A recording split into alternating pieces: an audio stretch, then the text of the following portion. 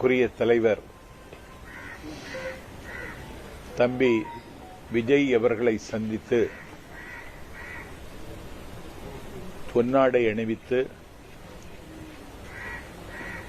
நீயும் முதல்வராகலாம் என்கிற புத்தகத்தை கொடுத்து தாவேக்காவில் இன்று என்னை நான் இணைத்துக் கொண்டேன். 6 ஆண்டு காலம் எந்த அரசியல் கட்சியிலும் என்னை இணைத்துக் கொள்ளாமல் திராவிட இயக்கத்தின் சொற்பொழிவாளர் என்று சொல்லி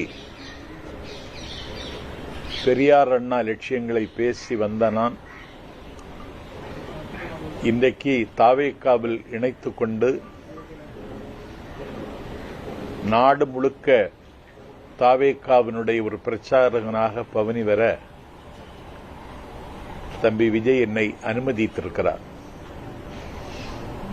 என்னை பார்த்த நிமிடத்தில்